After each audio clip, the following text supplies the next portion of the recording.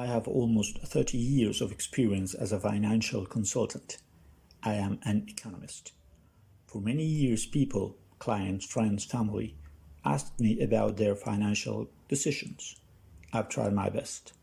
Circa 2010, I had the idea to share what I have learned about this topic. Now it's the time. I present to you this channel about economy and its effects on everyday people. The basic questions people ask me are about how to improve their financial life, how the politics and economic situation affects them, or how can they extract the better of that realm of daily life. The fear to make an erroneous decision is valid. The fear to the unknown has led men to serious mistakes along the history, and it goes for our personal lives too. The daily news and the frequent talking between friends, work colleagues, and or family sometimes includes weird words as macroeconomics, inflation, GDP, and others. Well, it's not this channel's main purpose to explain those concepts. Internet has many good sides about them. I like to see the situations, problems, concepts from a wider vision. That's why I think a good way to explain how economics affects the everyday individual's life is featuring the fundamental concepts of economics. There are many good sides about economics throughout history, so I decided another way to reach my goal. I will use the economic Nobel Prizes in the first place. Those prizes are expert-based acknowledgments about ideas, concepts, perspectives applied to the reality by hard-working and deep in thought men and women. When I started my research about economics Nobel Prizes, I felt kind of dazzled and confused, as Led Zeppelin wrote. I had this question: why, if Alfred Nobel left his will for just 5 fields of science, chemistry, literature, peace, physics, and medicine, back there in 1895, the Economic Nobel Prize was established just until 1968? The Alfred Nobel's will didn't include the economics science. Here's another question to resolve. It was the oldest central bank in the world which came with this idea in 1968. A good year to produce something, by the way. The Sveriges Riksbank, Sweden's central bank, established in 1668, decided to celebrate its 300th birthday. They pledged a donation to the Nobel Foundation to award a prize in memory of Alfred Nobel. They pledged to match the prize money in perpetuity of the original Nobels and bear all administrative expenses. The prize was entitled Prize in Economic Sciences in Memory of Alfred Nobel. Now it's called Sveriges Riksbank Prize in Economic Science in Memory of Alfred Nobel. As my colleague Azrar Chowdhury stated in his fine website article, quote, "The prize will be administered by the Nobel Foundation. However, the bank kept one card up their sleeves. The Royal Swedish Academy of Science, RSAS, will administer who is the winner." End of quote. In other words, you manage the money I gave you and I define the winner. There are 2 major concerns about this prize: the prize's meaning and the mechanism to determine the winner. About the first, the purpose of the Nobel Prizes stipulates that the prize be awarded annually to, quote, "those who shall have conferred the greatest benefit on mankind," end of quote. In his speech at the 1974 Nobel Prize banquet, Friedrich Hayek stated that had he been consulted on the establishment of a Nobel Prize in economics, he would, quote, "have decidedly advised against it," end of quote.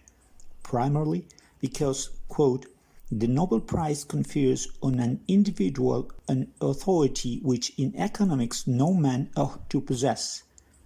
This does not matter in the natural sciences. Here the influence exercised by an individual is chiefly an influence on his fellow experts, and they will soon cut him down to size if he exceeds his competence.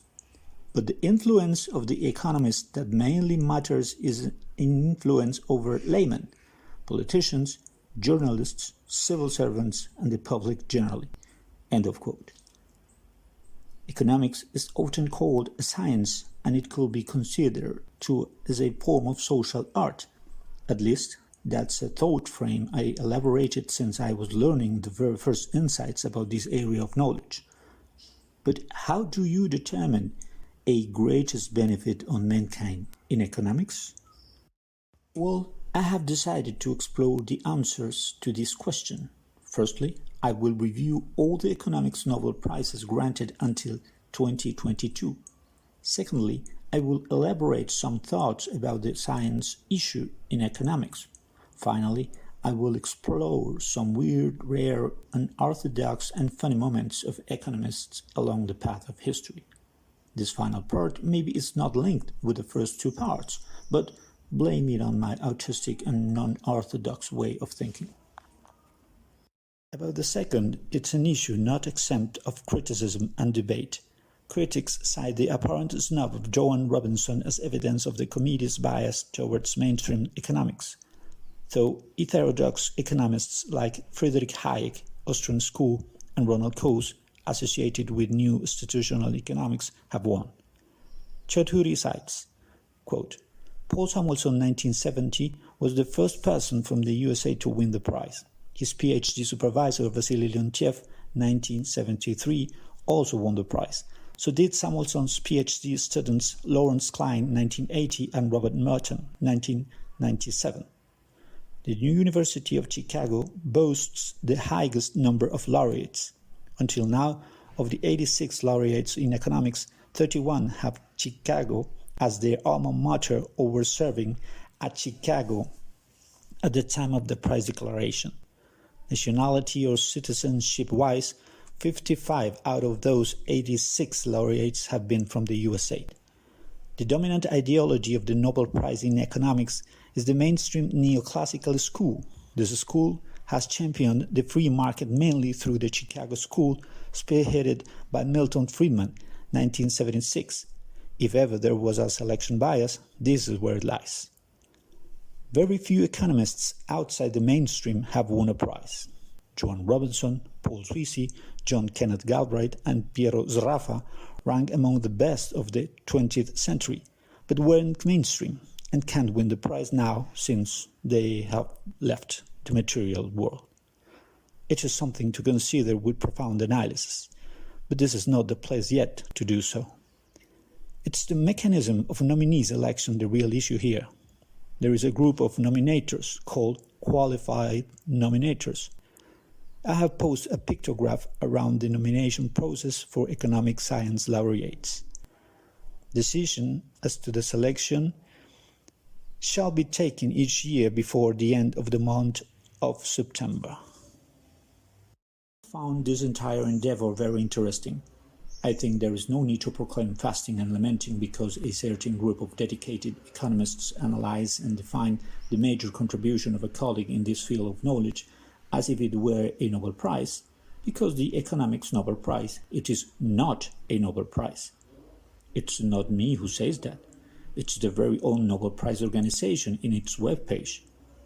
In consequence, the title of this endeavor is a Schrodinger's kind of paradox, sweetly engaged in my way of thinking. Now I know why this field of knowledge attracted my attention from the beginning. Well, it's time to start. The first prize was awarded in 1969 to Ragnar Frisch of Norway and Jan Tinbergen of the Netherlands. But that's the theme for another video.